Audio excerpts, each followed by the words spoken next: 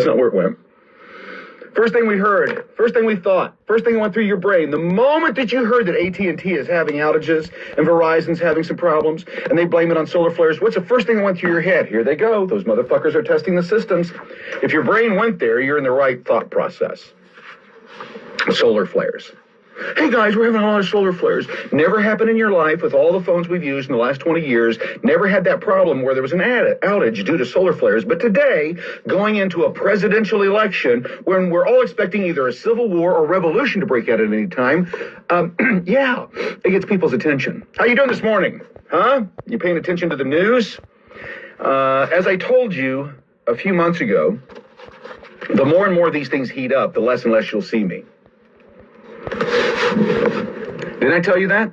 Why? Because I knew what would happen the moment this happens, what we're having to do behind the scenes and the preparations that we're having to make for what comes next. I don't have as much time, folks. I just don't. Are you making your preparations? Are you looking at the world around you and making sure that you're prepared for what happens next? Do you think that they're going to allow this system to continue going? Do you think that they're going to allow Trump to be president? Do you honestly think that they're going to allow him to have the reins of power and use the DOJ and the FBI and those agencies against them? Do you think that that's going to happen? Fuck no, it ain't going to happen. That's why we had solar flares this morning. That's God's little way, right? God doesn't want Trump to be elected.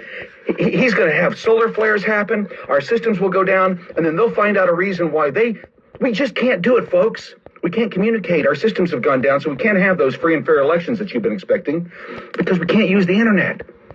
So we're going to have to continue the status quo until, well, we figure out a way to fix this problem. They don't want him to be president. They won't let him be president. They can't let him be president. I was talking to my wife this morning, and folks, let me explain what slavery is. Do you understand what slavery is? There's all kinds of forms of slavery, but it's all based on fear. All of it. All slavery is based on fear. Okay? Now, in the old days, it was if you ran or you attacked the master, that you got whipped, you got beat, you might even get hung. That's slavery. You're not free to make your own choices. You can't take the work of your own back, the sweat of your own brow, and make money from it. Somebody else does.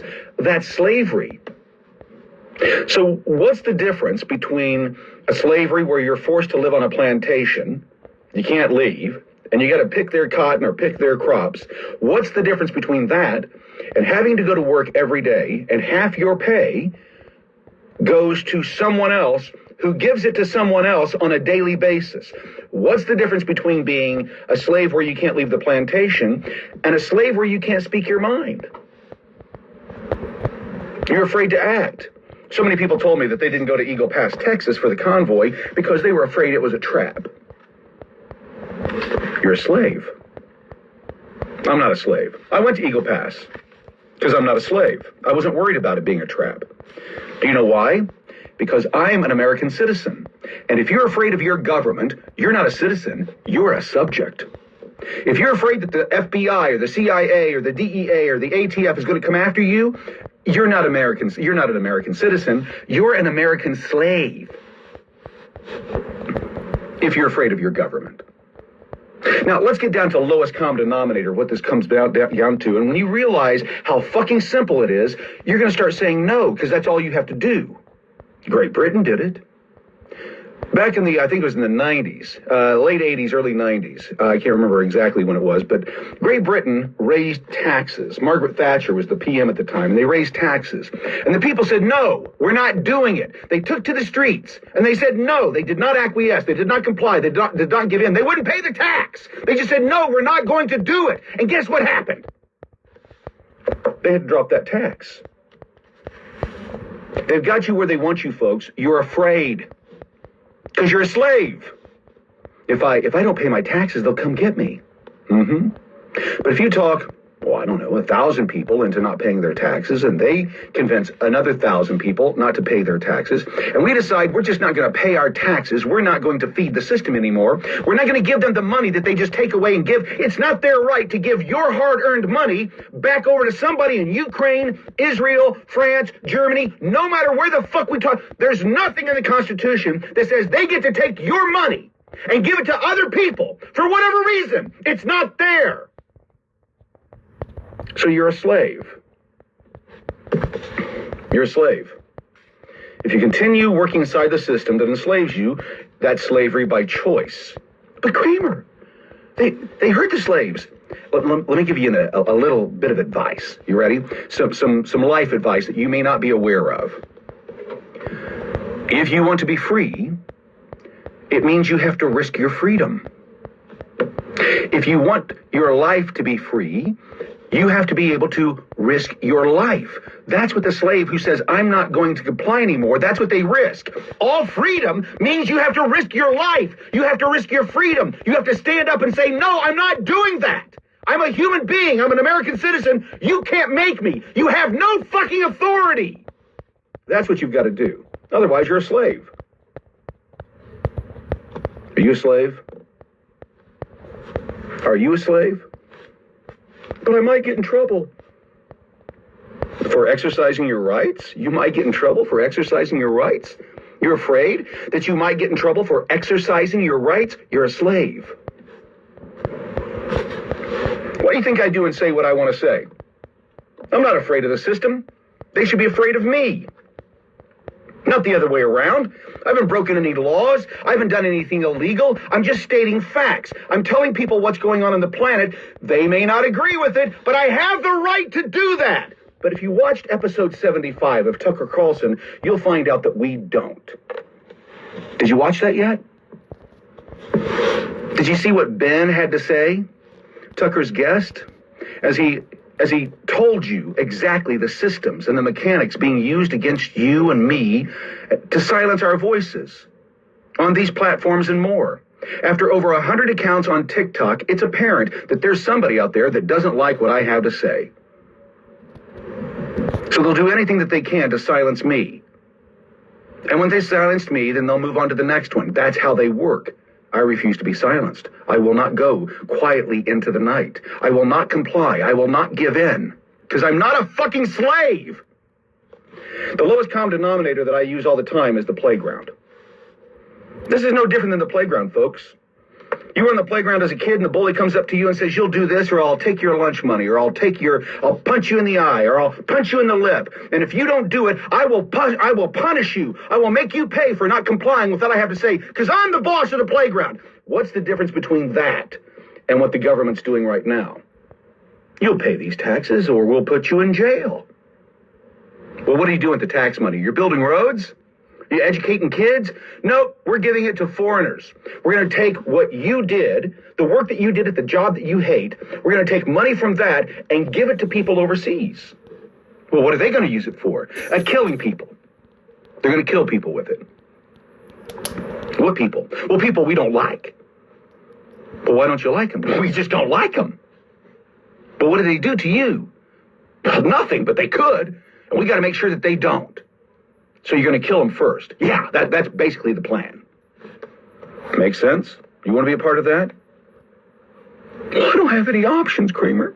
Slave. You can run. Well, they might catch me. Slave. You can fight back. Well, they might hurt me. Slave. That's the slave mentality. You see, that's the difference between the liberals who go out into the streets and protest and riot, because what they realize is they're not slaves. They do whatever the fuck they want to do. You're the slave, not them. Now, they're part of a cult, and they're dangerous as fuck, but they're not slaves. But my job, I'll lose my job. Slave. You got your job for 2 reasons. There's only 2 reasons you have a job. 2. You know what they are? To put food in your tummy, clothes on your back, and a roof over your head, and pay taxes. By the way, all of that other stuff, that's one thing. You know, it's not 3 things that you're doing with that money. It's 1. You're surviving. You're surviving. And what they've said is, well, you can survive on 55% of what you make, or 45% of what you make, because on average, we pay about 55% in taxes. If you go to work in the morning and you get up and you eat something, you're eating taxed food. You're eating taxed product. You get in your car. The car is taxed. There's an excise tax. You've got a tax on the gas inside the car. You've got a tax on the insurance that you pay for that car. You go to work. You're taxed on everything that you do at work. Then while you're at work, you have something to eat. You go to a fast food joint, and guess what? You're taxed again. Again and again and again and again and again and again and again and again and again. And what do they do with all that money? Do they benefit you with it? Are your roads in pristine shape? They are not. In the state of Indiana, I was in a meeting yesterday with a gentleman and learned that the state of Indiana, there's three things that are going on in the state of Indiana that should shock people. We've lost, can't find, $1 billion of Indiana money in the healthcare system, in the Medicare system. $1 billion is gone. They don't know where it's gone. They don't know where it's at. But what makes it even worse is that there's a matching fund from the federal government of 2 to 1, meaning that the federal government gave Indiana $2 billion, a total of $3 billion. They don't know where it is. Can't locate it. Kind of a scandal in the state of Indiana right now, but not a lot of news outlets are talking about it. Why? It's an election year. And they're all in bed with the people who stole the money. Also in Indiana, they converted Highway 37 into Interstate 69. No jokes there, please. And 69 has had some problems in the construction, and they've just realized that while Mike Pence was in office, that project lost $360 million. They don't know where it's at. In addition to that, the company that was hired to do the road work, here's the kicker, right? Had never done highway construction, ever. And they were out of South America. I think they're out of Brazil. But the company that built it is out of Brazil. So, Indiana Governor Mike Pence, former vice president, couldn't find an Indiana company to build the road in Indiana. They had to go to South America to get a construction company to come to America to build that. Now, why would they do that? Well, simple. The moment that payment left, the taxpayers of Indiana wrote the first check to this company, and it goes to their company, regardless of how large that money is. Once it's out of the taxpayers' hands and into that company's hands in a foreign land, we lose all access of tracking any of the money, where it goes, and there's no accountability, meaning that we can't say, hey, why did you give $50 million or $10 million or $100 million to this group or this thing? Why did you do that? We can't do that. So we don't know if Mike Pence got kickbacks. We don't know if Eric Holcomb got kickbacks. We don't know if Kyle Hupfer got kickbacks. These are all people at the top of the state of Indiana. And the reason their names roll off my tongue so easily is because I worked with all of them. I was their media guy. I was the guy that helped them convince people that their ideas were solid. I was wrong. I've learned my lesson. And since then, I've been on their enemies list. That's why I no longer work for the Republican Party in the state of Indiana. So when I tell you what's going to happen next, folks, it's because I've been in the center of the cabal, seen what they've been able to do and the tactics that they've used and how they've destroyed lives. Kathy Hewer, for example. She's out in the east part of Indiana, and there was a vote back in, I believe it was 2013, 2014, somewhere in that ballpark, and she didn't want to go along. She says, no, I don't want to raise the taxes on gas in the state of Indiana. I think it's ludicrous. We don't need to do that, by the way. Indiana has the second highest gas tax in the nation. The only state that has a higher gas tax is California. And do we have pristine roads? We do not. Wow, where's all that money going, folks? You're a slave. They've made you a slave they've convinced you that you're free, that you can make your own choices, but you can't make your own choices because you don't have access to all your money. They've decided that they're going to tax you to death. And it's only another 2 cents. It's only another 1.2%. It's only a little bit. It's just a little bit. And then the one thing that they don't include in inflation, which cracks me up, is gas, food. Inflation, they look at the big items. Cars, they're not going up in price, and houses aren't going up in price that much. No, inflation's doing much better, unless you go to eat. And if you go to eat, if you want to eat, then inflation is killing you, literally. Food prices are the highest that they've been in 4 decades. Think about that. That's when the money had value 4 decades ago. It had a lot more value than it does today. Before they spent printed somewhere in the ballparks of $4 trillion in the last few years, new money into the system that devalued everything. Now, if you did that, what would they call that? If you went and printed off a bunch of money and you put it into the system to enrich yourself, right, because it didn't cost you anything to print, and devalue everybody else's money, if you do that, what do they call that? They call it counterfeiting. But when the Fed does it, it's called quantitative easing. They've done the same exact thing that a counterfeiter does. They've devalued the currency at a much larger scale than the counterfeiter could ever do. And then they're the geniuses in the room. They're the smartest people. For context, folks, it's not the electrician. It's not the trash guy. It's not the plumber. It's not the doctor. It's not the lady that works down at the local grocery store that got us here. We got here by the most corrupt and highest educated people on the face of the planet. Those that say they're the smartest and know what's going on, they got us here. They've got us on the verge of World War III. The smartest, most intelligent people on the face of the earth. They keep telling you how smart they are, but they can't stay out of wars. And they can't leave the system alone for us just to compete equally and fairly. No, they got to put their thumbs on the scales all the time to benefit themselves and then convince you that it's the right thing to do. Well, I've abandoned that. I had problems when I was doing it, and I bring things up. Well, you can't say that because that's not really the truth. And they said, Kramer, just put it out there. We wrote the script, as one guy would say, get in your cage and dance, monkey. That's what he told me. Over and over again. Get in your cage and dance. What that means is shut the fuck up and do your job. We don't want what you have to say. Well, guess what I did? I just left. Don't need to be a part of it anymore. I'll be out here on the outside, screaming at the building, telling everyone what they're doing wrong and how they're treating you. And what you have to understand, folks, is that if you don't wake the fuck up and stop being slaves, they're going to keep treating you like slaves. You. I'm not a slave. I broke the chains. I don't play in their system anymore. That's why I do what I want to do. Was it easy? No. Nope. How much money have you made this year? I can tell you what I made. When I talk about that's 2023. I used to make $700,000 a year. Last year, I made somewhere in the ballparks of $26,000. That's the commitment I've made, the sacrifice that I'm making. No, it's not easy. Don't have the freedoms that I used to have where I can jaunt off to this part of the country. I wanted to go to CPAC, can't go to CPAC. Now, do I have money? Yeah, I've got money. But that was for my retirement. That was for when I was, going to enjoy life. And I can't do that because this environment will not allow us to do that. You know as well as I do what I'm talking about.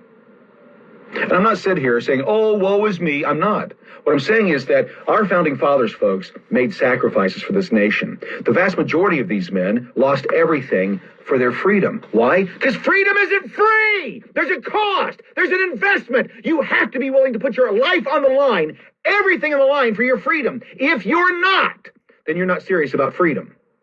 You're not serious about your liberties. And you'll live in a world and continue to live in a world because of choice, because you're a slave. You won't do the thing against the master. You won't react. You won't act out because you're afraid that they'll enslave you even further. That's the mentality of a slave. They can't enslave you any further. How can they enslave you any further in America? You work your entire life for a group of men and women who take your earnings, the vast majority of your earnings, 55% of what you make, and they give it to other people and themselves. Remember when the pandemic was going on, and I don't know if you had a job or not, if you were working or not, but times got tough and you're trying to, tighten your belt and you're trying to, make sure that you don't spend it. They didn't stop. They continued to spend at the fucking rate that they're spending at now. They never fucking stopped. They were not in it together. We were not in it together. We were in one situation and they were in a completely another situation. Their pay never stopped. That's why the congressmen, that's why the senators, that's why none of those motherfuckers stood up to defend you or your rights, because they were still getting their pay and they didn't want to rock the fucking boat. And by the way, they're not the slave masters. No, they're the house help. There's another term for that I won't use on here, but you know exactly what I'm talking about. They were the ones in the house that felt special. They're better than you. They're better than you, field help. They're in the house. They're right next to the master. They got the master's blessing. It's no different, folks. And by the way, the president of the United States, except for Trump, right, they're all owned. That's why they won't let him be president. He doesn't want the plantation house. He wants us all to live freely. Have a choice. Lower taxes. Well, if you lower the taxes, then you're just incentivizing these corporations. We're going to stop that too. You see, folks, we've been a fascist nation for the last 30 years. Most people don't realize that, but that's what we are. We're a fascist nation. Fascist nation isn't the Nazis that you're thinking of. Fascism is the control of corporations and government as a partnership. The corporations will do whatever the companies tell them, and they're allowed to do whatever they want as long as they comply with the government. And if you read Ayn Rand's Atlas Shrugged, you'll find out that that's exactly what that story is about. She was a genius, by the way. What she realized was that human nature is human nature. And what's happening today in our nation is no different than the fall of Rome.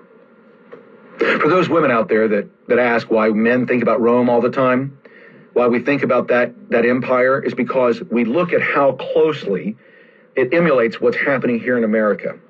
And not just America, Western civilization as a whole. We've allowed those who have evil intent, fucking crazy, into the controls of our systems, and they started changing things in a way that benefited them. You got, what's her name? Who's the Surgeon General? The dude that thinks he's a chick? An obese tranny is the head of health in this country. Someone who thinks that they're a woman, got a dick between his legs, but wants everybody to call him her. If you're going to do it, if you're going to make me commit, then you got to commit. You want me to commit your fucking pronouns? Cut your fucking tallywhacker off. Get it off. Got to wear a pin, right? Of whether you got any, commit. You want me to commit to you? Commit. You commit to what you think you are. Stop taking the easy way out and just dressing up. You want us to go along with it? Then commit. Be the woman. Be who you say you are. But then you got to be able to comply with that. You got to be able to carry that out, because if you're a real woman, then you should be able to have a child. Well, I'm too old. No, you're a fucking man, you fucking idiots. Those are objective truths. I can say those things because that's what I believe. I'm not afraid to say them. Well, they might take your account. Then they fucking take my account. But truth is truth. If you're afraid to speak truth, guess what you are? You're a slave. You're a slave. If you're worried about losing accounts, if you're worried about losing followers, you're a slave. They've conditioned you. That's what I understood about this thing from the get-go. I don't care about followers. I don't care about views. I care about people starting to learn the message of who they are as a people. Folks, our nation was built on revolution. It was built on civil war. There's a lady from Ireland said, she was telling these immigrants, do not fuck with us. Do not take our kindness for weakness. We are white people from Western Europe. We don't fucking do terrorism. We don't do senseless acts of violence. We decimate continents. We destroy civilizations. We begin world wars and we don't look back. That's what we do. So the fact that we're silent right now doesn't mean that we're not planning. It doesn't mean that we're weak. It's just we're waiting for the moment to strike. I think it's interesting. I think it's interesting that the left, they're not going to fight this fight. They've allowed an invasion into our nation. That's who the fight's going to be with. They're making the straw man. They're creating the straw man. Don't blame us. It's them. They're the problem, and we've got to do something about it. You've got to join us to do something about these people. The people that they let in. The people that they begged to come. They created the problem so they could be the solution.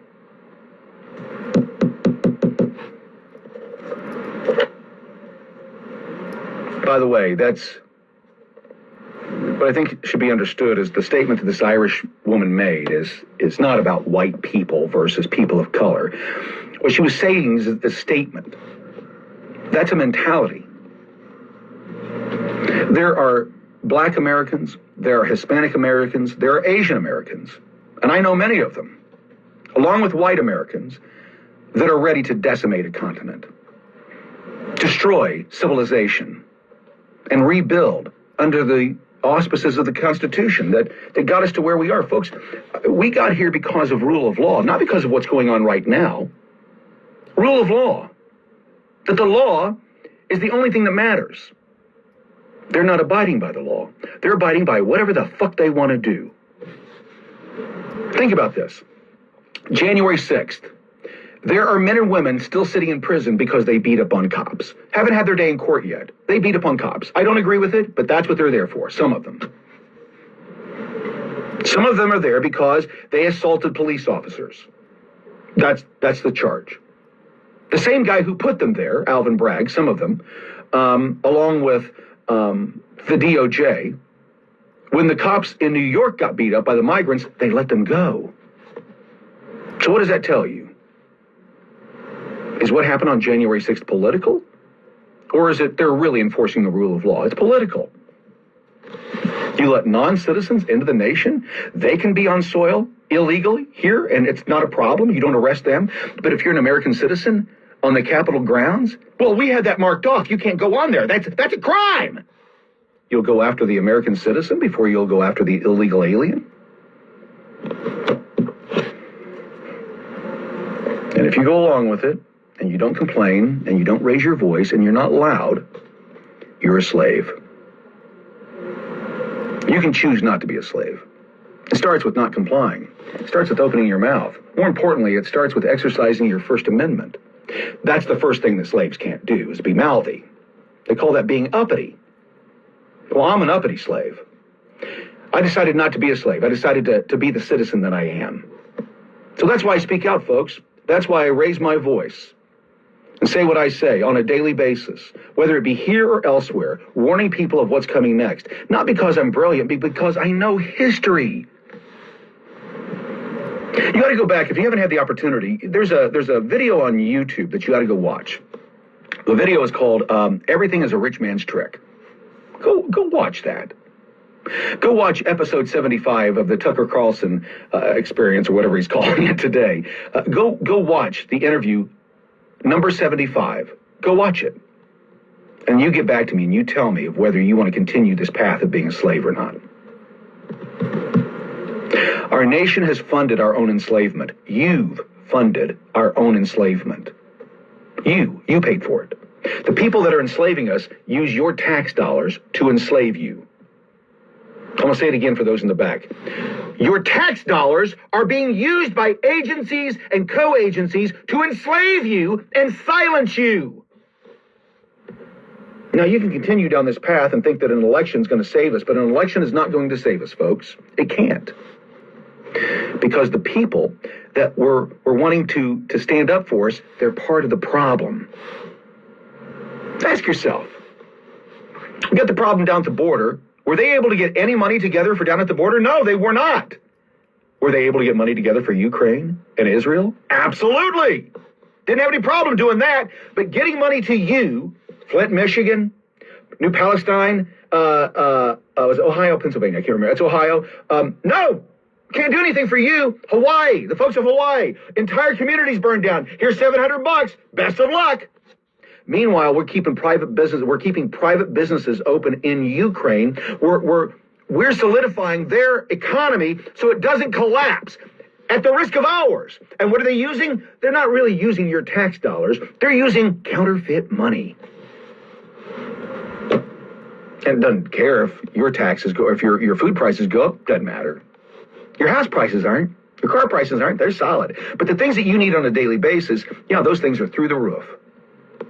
Highest in 4 decades. They can't seem to fix that. But they can get money to Ukraine. They can get money to Germany. They can get money to South Africa.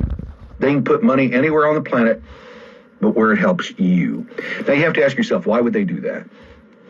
Well, first of all, you're dumb. You're a dumb slave. You're not standing up. You're not telling them no, so they're going to do what they're going to do. And when they send that money overseas, folks, foreign aid is nothing more than money laundering. That's how they get rich. Kramer, really? You're going to defend them?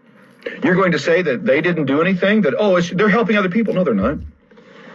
Folks, when you build a freeway and you've lost almost $500 million and there's no accounting for it, they can't see, there was nothing bought with that money. It's not profit, it's theft. You don't lose.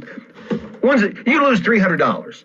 You're going through your bank account and you realize, oh my God, I lost $300, right? You go through and you're looking, where's it at? You're looking at the checking account. Where is it? I know I had 300. Oh, there it is. There it is. I bought this, or I forgot to enter this, or whatever. You realize what it is. They don't do that. They don't have to. Why? Because there's a never-ending supply of cash. They can either print it or they can just go to you and raise taxes. They're not concerned about you. That's why I got involved. Because we have to have citizens that put a stop to it. That's why I joined the Charles Bookwalter for Congress campaign. Because as a Green Beret and as a business owner, he understands. Now, it's not just him running, folks. There's others across the country running as well. And if you want change, if you want to break this being a slave, then get out and vote in the primaries. Send a message. We're not sending the status quo back. Vote for, and I don't care what side of the aisle you're on, vote for anybody but the incumbent. Anyone but the incumbent. I don't care who you vote for. Anyone but the incumbent.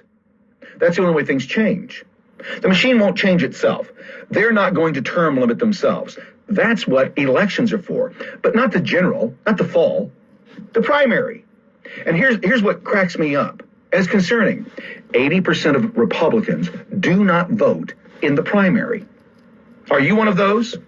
Do you vote in the primary, or do you wait for the party to determine who they're going to send, right? Because the primaries, that's where the incumbent is weakest, in the primary. Not in the general, the primary.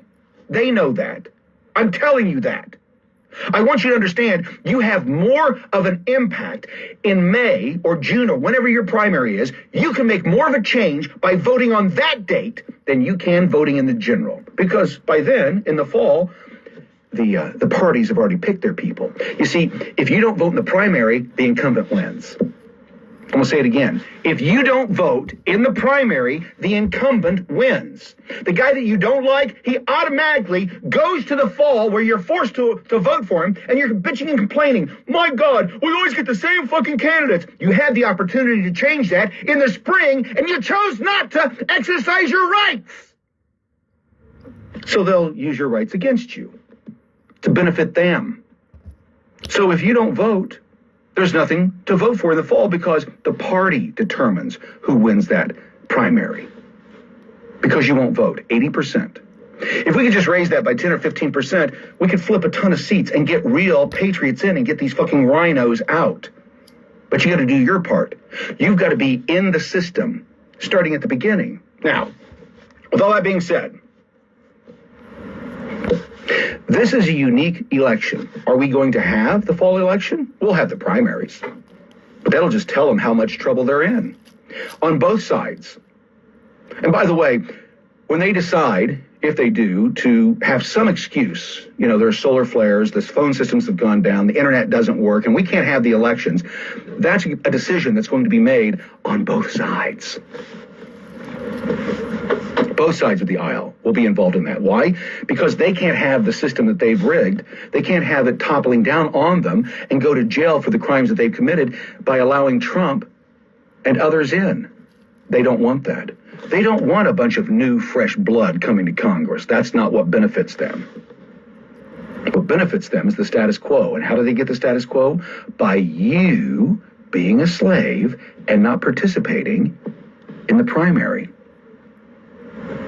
Maybe if you'd participate in the primary, you'd be more upset about the fact that the fall election was rigged. They can rig the primaries. They can. They generally don't. They don't have to. They know how it's going to work out. For example, if Charles Bookwalter wins the primary against Jim Baird in the 4th District of Indiana, guess what happens? He automatically wins in the fall. Automatically. Why? Because it's a red state, but that region, the 4th, is is the highest concentration of Republicans, GOP voters in the state.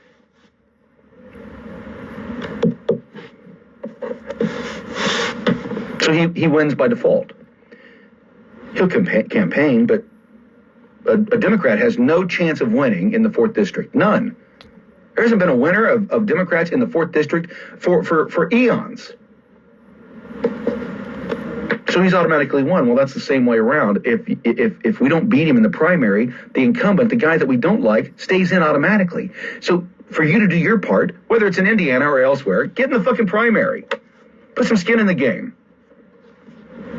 Don't just vote for who they give you. Go determine who that candidate is. That's what the primary is for. So you can pick new blood, get new people in. I don't have much hope, though, for the election this fall. And maybe, just maybe, if you'll vote in the primary and do your part in the primary, when the election comes around this fall and you see that it's rigged, that it's been fucked with, there's fuckery afoot. When you realize that, maybe, just maybe, you'll be a little bit more enraged and a little less likely to act the slave and go, well, that's who we want, I guess. Move on, go back to my job tomorrow and hope there's a new election in 2 years and we can get somebody else in. 4 years, we can get somebody else in. But we got to suffer through this for the next 2 to 4 years. And that's what's going to happen. Now, the question I have to ask you, and I'm going to go through the comments. I don't usually do this, but I'm going to go through the comments. So please be active. You ready?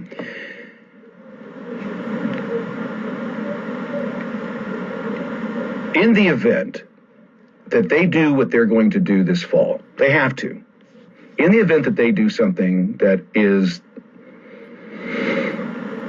unconstitutional, un-American, holds the elections up, whatever the reason is, by your comments, please show me. You can put a 100% or whatever. I don't care what you do, but are you going to let that fly? Are you just going to sit back this time and watch them do another one? Are you just going to sit back and not do anything? Say, well, that's just the way the cookie crumbles. Or do you go to the streets? Not fearful of, well, it's a trap. If it's always a trap, folks, then you live in a trap. Are you going to stay? There you go.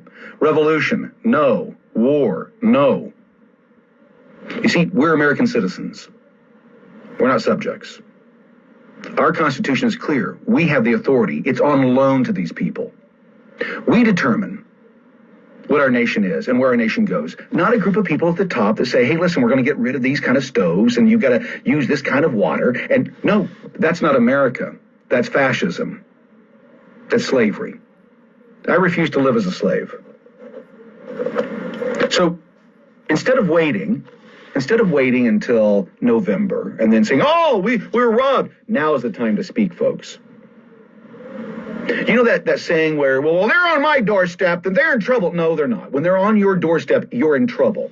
If you don't have Bundy help, right, friends and neighbors that will come over and say, no, that's not happening. I'll give you an example. I was talking to a buddy yesterday, and in the state of Indiana, Child Protective Services took a child from parents and put that child into foster care because the Catholic parents refused to call that child by their preferred pronouns. The state of Indiana, a Republican state, CPS, came in and took a child over pronouns. So I'm talking to my buddy about it, and I said, well, what if they came to your house and one of your kids, and he goes, they wouldn't get in. They'd have to shoot their way in. And I said, here's what's interesting. I said, we're getting to a point where we need the Bundy mentality. When you get attacked and they come knocking on your door, you say, hold on just a moment. And you make a phone call. if you have the time, and you get your buddies there, armed. That's what happened at the Bundy Ranch. You see, if they're going to use color of law, if they're going to use rules and statutes to come take your children and not utilize the law of the land, the Constitution, because they don't have that authority, they've used statutes. They've created law that's on top of the Constitution. It's not constitutional, folks. They don't have the right to take your kids. They just don't. Well, it's for the safety. Look at CPS is the largest, and when I say CPS, I mean across the country. CPS services are the largest trafficker of kids in the country. CPS. More kids are trafficked through them. More children are harmed through CPS than actually benefited. Why? Because the people that are there are no different, folks, than the people in government. Those who want to harm children, guess what kind of industries they get into? They work at Disney. They work at the pizza parlor where all the little kids go, right? They work in your schools. They get themselves close to the thing that they want most. CPS is no different. Are there some good people at CPS? Yeah.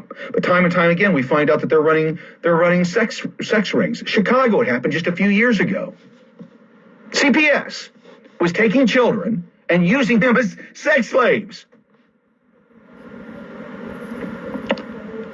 I'll leave you with this, just so you know, for context. What's more important? Trump has 91 counts against him, 91 indictments. They keep pressing 91 indictments against Trump. They just had this large, case that just happened in New York where they're fining him, $366 million or something like that? Meanwhile, nobody on Jeffrey Epstein's list, his little black book, has been tried for shit. You tell me who's more dangerous. You think Trump's more dangerous? Yeah, that's why they don't want him. That's why they're doing everything that they can. And folks, if you don't realize that your silence is what allows them to do this.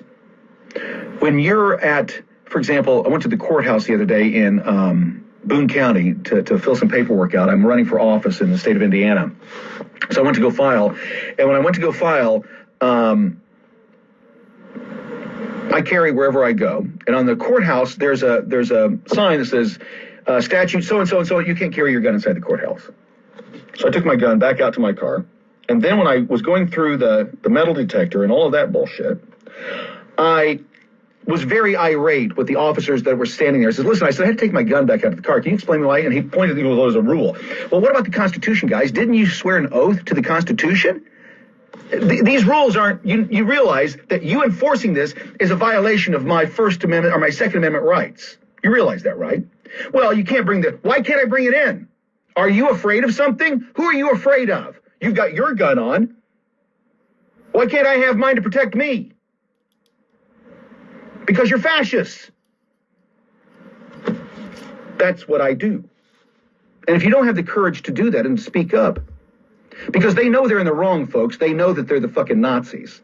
I just do my job, enforcing the rules that we're given. Now, I'm not against the blue. I back the blue. As long as they're not fucking fascist. If I'm speeding down the highway and they pull me over, right? I was speeding. I got in trouble. Here you go. And I'll go fight that ticket. I'm not going to fight him on it. It's doing his job. But me carrying my firearm wherever I want to go is my constitutional right. No infringement, folks. None. So guess what one of the first things we're going to do in the state of Indiana? We're going to get that rule repealed because it's unconstitutional. They have no authority to tell me that I can't carry my gun into the building where laws are made. Think about that. Where law is enforced, where the Constitution is utilized on a daily basis, I can't carry my firearm in there because they're afraid? Okay, then we'll just wait outside. You see, that's the mentality. If I really wanted to harm you, I don't have to carry it inside. I'll just wait until you come outside and leave. You can't make the entire space a gun-free zone. You can't be safe everywhere, but that's what they want you to believe, that they can create. By creating these zones, they can do that. They can't. It's funny. Gun-free zones are the most unsafe place to be. Well, they got cops there. No, they can't. No, folks, you got to think it through all the way. If I'm in a room and somebody else has snuck a gun in, right, that nobody knows about, they got there early before the guards got there, because there are people who have access to the courthouse that don't have to go through that stuff early. They go and open it up. They've got access. They don't go through the machines. What if you got an irate sheriff's deputy or a sheriff that decides to go rogue, having a hard time at home, and they decide to kill everybody in the courthouse that day? Their wife has been fooling around. The wife works at the courthouse, and the wife has been fooling around with another bailiff, and so they decide that they're going to use their service firearm to go in and settle things, and then knock them. Stuff like this happens, folks. So I can't protect myself against the crazy with the gun. He's got it legal. He's allowed to have. Why can't I protect myself against you? How do I know that you're sane? I don't. If you don't start pushing back, folks, if you don't start screaming and yelling and actually doing something about it instead of just bitching on these platforms, I don't just bitch about it, I go do something. So as I started this, and I got to go because I got a meeting I got to get to here, you'll see me less and less on these platforms. I don't have the time. We're preparing for what happens next. I travel the nation, all over the country, folks. I was in in the last 4 weeks, I've been in Davenport, Iowa. I've been in Eagle Pass, Texas. I've been to Shepherdsville, Kentucky, as well as throughout the state of Indiana and into Illinois on different projects that we're working on. I don't have time to do this on a daily basis anymore. And if I don't have time to do that because of how dire the situation is and how we're prepping for what happens next. When I say prepping, I don't mean getting food and water and that kind. I mean getting people ready. Men ready. Building an army. Because that's what we're going to need. I don't care about followers. I don't care about likes. I don't care about shares. I care about you waking the fuck up and realizing that this nation is yours. That's what makes us unique. That's why we are unique as a people. We're the first people on the face of the earth that weren't ruled by a man. Every other nation prior to this had been ruled by one person. One. Not us, not we. And we've slowly gotten back to that point. It's time to get rectified. We can do that through the election process. Maybe they'll be scared enough and they'll back off. They see the American people rising up and they say, no, we don't want to take that on. I don't think that's going to happen. I think that their hubris is going to walk us into a civil war or revolution in this nation. And it's going to start with the immigrants. That's where they'll start. They'll just release them. They'll say, we can't support them anymore. Off into the streets, you guys. Fend for yourselves like all the other Americans have to do. The Americans are no longer going to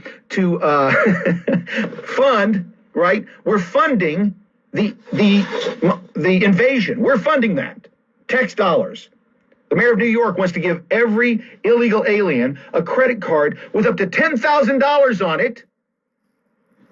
No ID. No checking for corruption. That's money laundering, folks. That's what it looks like. We're going to give these people, these poor people, all this money. You know the movie Erin Brockovich? Remember that movie? Where her and this attorney they were saviors of people. Right? What happened to him? Do you know what he did? Yeah, he absconded with all that money. The attorney who won all that money for all those people because they've been harmed by big companies, big business. Yeah, he absconded with their money, spent it all. One man. Give him too much power, too much authority, and they don't have a moral inner character. They don't have a compass that guides them. They're going to do what's best for them. All people do that. Everybody does what's best for them. How do I know? Your silence. The American people not speaking up. It doesn't benefit them to speak up. I'll lose my job. I'll lose my standing in the community. They'll think I'm crazy. In a meeting I had yesterday, a gentleman was saying, we've got to get this information out. These people are pedophiles. And he's trying to tell the whole thing. And I go, I know. We've got to pick one battle at a time. As much as I'd love to get into this and to explain who's fucking kids and who's trafficking kids, I'd love to do that. We've got to win first. And we can't sound like we're crazy when we're doing it, because what he sounded like was chaotic and crazy. I agreed with him. The people involved, we know what they're doing. But most people aren't even awake to what's going on at the lowest level, way before the evil that we're talking about here. So I said, here's the thing, folks. I said, my wife lives with me. I've been barking about this for the last 7 years, and it wasn't until COVID that she really woke the fuck up. Did you wake up during COVID? Did you realize that you were being lied to, that you were being gaslit, that you were being told things that you knew were untrue from 8th grade biology? Did you wake up then? Well, when you wake up, you got to start screaming and yelling. Because it wasn't a dream that you woke up from. It was a nightmare. And what they have planned for you, it's dystopian. They've told you, you will own nothing and be happy. That's not a suggestion. That's a command, folks. You will be. In legal terms, you will or shall it's a determination of action, meaning that you have to do what they say. You will do this, and you'll be happy. That's not a, hey, we hope so. That's a commandment, folks. It doesn't get better by keeping the same people. It only changes. And the only change that's possible is you. Now, here's the thing. It changes in two ways. Either we change it through the electoral process, and we play this game one more time and see how they do, or we do it like we did back in 1776. We just say no. No, King George. No, King Joe. We're not complying. New polling comes out that says even if they flip the script and decide to get rid of Joe, by the way, they already knew this. That's why Joe isn't going anywhere. I think they're going to run Joe through the entire thing. They may try to put Kamala or Gavin Newsom or Michelle Obama, but they fare even worse. In the new poll, they fare even worse than Biden does. America doesn't want change. They want Trump. They're tired of the status quo. They want change. So Trump isn't the only goal, folks. If you want Trump, and if you want the nation to change, if you want to go back to what it was from 2016 to 2020, if you want that, you're not going to get it. You're not. Unless you change out all the other people as well. Trump tried this one time before, and what happened? Paul Ryan, Kevin McCarthy, Mitch McConnell. The status quo got in his way because the people that control them, that pull their strings, they didn't want Trump making waves and rocking the boat. That doesn't benefit them. They like the status quo. That's what we had in New York until last week. New York had the status quo, legally. Businesses weren't concerned about being targeted for their political rhetoric. They are now. After Trump got fined that, see, that's all illegal. There was no fucking victim. Nobody got defrauded. The banks got all of their money. Trump got what he wanted. Everybody was happy. Except for Letitia James and Alvin Bragg. They're not happy. So they used the law. They bend it. They didn't use it in the way it was supposed to be used. Same way that they're trying to kick Trump off the ballots in these different states. Folks, by the way, that's happening in Indiana. The same exact thing is happening in Indiana. There's now, I think it's out of Lake County, a gentleman has petitioned that Trump be taken off the ballot in the state of Indiana. Now, I don't expect that it will go anywhere. We'll see how this goes. But it's happening here in the state of Indiana. We're a red state. We're not a blue state. We're a red state. And it's happening here. But it gets even worse because the Republican Party in the state of Indiana is doing the exact same thing. You see, in the state of Indiana, they have what they call a two-primary rule. That means that you have to vote in 2 consecutive primaries to be able to run for office. So if you see a problem in, for example, 2020, and you haven't voted in a primary yet, you've got to vote in a primary in 2020, and then you got to vote in another one, if available, in 2021 or 2022 before you can run in 2024. Right? And when you run in 2024, it's for a campaign, and you're not going to get in the first time because you got to vote in 20. Is that right? Yeah, 2020. Yeah, that's right. So it's a 6-year waiting period before you can actually take office. It's 6 years is what it takes. A 6-year waiting period to get into office. And why do they do that? To protect the parties. You see, this is where the parties can agree. Instead of just saying, hey, listen, we're going to have closed elections, you declare, I'm a Republican or a Democrat, and then you run on that. But you can't vote on anything else other than a Republican election. They don't want to do that. They want people to be able to bounce back and forth. So they came up with this little thing. Well, we don't want Democrats coming and running as Republicans. So we'll force them to vote twice instead of just declaring this is what I am. By the way, the state of Indiana, it's the strictest in the nation. The next strict nation, or the next strict state says you have to vote in at least one primary, which means you get to run the following year. Not in Indiana. Nope. Because it's not about freedom, folks. It's about control. That's their part of the playground. They're going to control it. You want in? You got to prove that you're one of us. Okay, I voted twice. Well, we still don't believe you. We don't like you, so we're not going to give you any support. That's what's going on now. Charles Bookwalter, they don't like him because he's taking on one of their guys. Jim Baird is an establishment GOP Republican, and they don't want to get rid of this 80-year-old man. I thank him for his service. He lost his arm in Vietnam. Awesome. You did a great job, sir. It's time to retire. It's time to step down because you don't have the lust for the Constitution that we have. You're more worried about the status quo and how it's going to affect your son. You see, when he left his seat as a state representative, guess who took his place? His son, Bo. Now, I wouldn't have a problem with Bo being a state rep, but that was his first job ever. He was a professional college student until Daddy gave him his seat. That's the problem we have, folks. We got people in offices through nepotism. We've got it through corruption. We've got it through the misuse of the system. We've got so many inept, unqualified people running for office, and they continue to stay in office. Why? Because the inept and the incapable are the easiest to make compliable. They're idiots. So they do whatever they're told. Jim Baird is one of those. He goes to the state of Indiana and tells everybody, I voted against Joe Biden's Green New Deal. Now, this is the way, this is a Republican. This is why I'm telling you this. This is inside information, right? How the system works and how they fool you on a regular basis. Jim Baird goes in front of the cameras and says, I voted against Joe Biden's Green New Deal. Please vote for me. I support what you support. I'm against this. We should not be doing this kind of stuff. And then after he votes for Joe Biden's Green New Deal, because he knew that wouldn't go down very well in the 4th District, they don't want windmills and solar farms and carbon sequestration plants. So what did he do? He voted against it and then turned around and authored bills to spend that money in Indiana. Well, it's job creation. No, it's theft. They're taking money out of your pocket. By the way, I don't care where you live.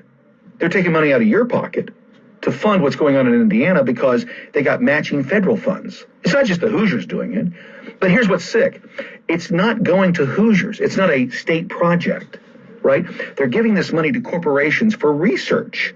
So they can research how to do the carbon sequestration and all of those other things to the tune of $2.5 billion. That's the bill that he authored. Over a 5-year period, $500 million a year go into solar farm research, carbon sequestration research, windmill research. We've already got carbon sequestration plants. Why do you need to research them? Oh, because they're not working. So you got to fund them because they don't work. They don't return a benefit. Except for the people who own the carbon sequestration plants. And this is where it gets in the weeds, and people don't understand the weeds, and this is how it happens. Folks, they've created a new monetary fund. It's called carbon. Carbon has no value 20 years ago. Today it does.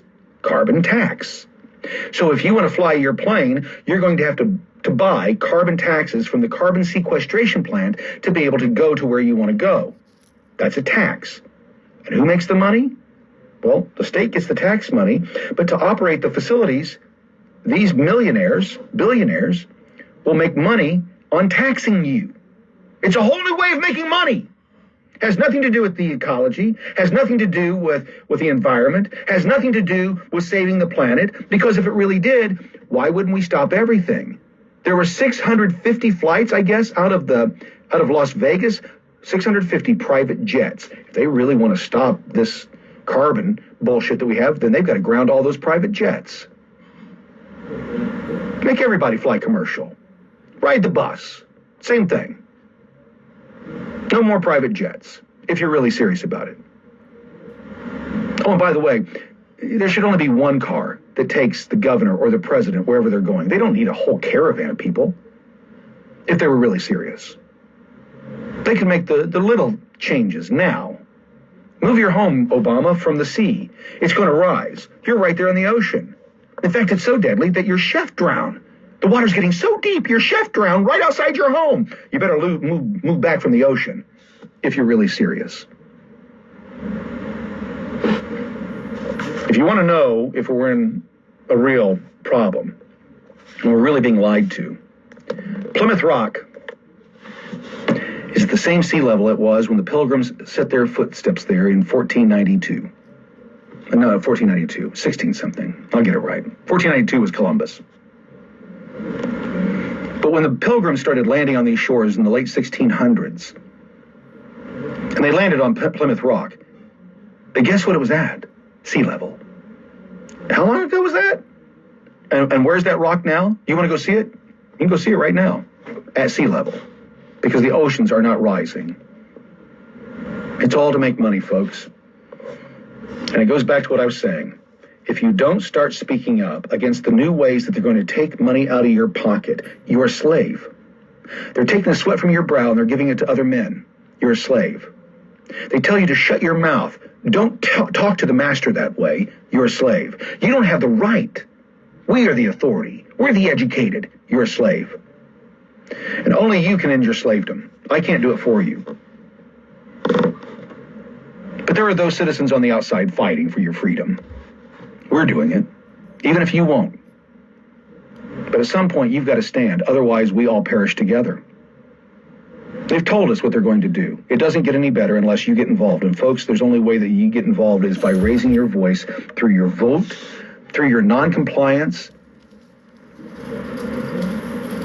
and your readiness to join and not be afraid. Folks, that's what gets me, that's what cracks me up. This thing in Texas, it's a possibility, right? There is a distinct possibility, and I don't know everybody that was involved, but there's a distinct possibility that this was just another black flag. It was another test to see what we would be willing to do. No different than the feds that are marching through the streets as the Nazis. Those aren't Nazis. Those men are not, they're covering their face, not because they're ashamed of being seen, it's because they can't be known as who they are. I wish to God, next time I hear about the Patriot Front or these motherfuckers in my town, and I hear that they're there in Indianapolis, I'm going to go follow one of these motherfuckers home. I'm going to follow where they go. I'm going to find out who they are, and I'm going to knock on the door. Why are you marching in this parade, sir? Are you a racist? That's how it happens. But you have to have the courage to do that. You have to have the balls to do that. Slaves don't. Free men do. Free men don't fear the law. Free men don't fear the system. Citizens don't fear the king. Only subjects do. What you've got to determine is, are you a citizen or are you a subject? That I'm out of here. Thanks so much. See you. Bye-bye.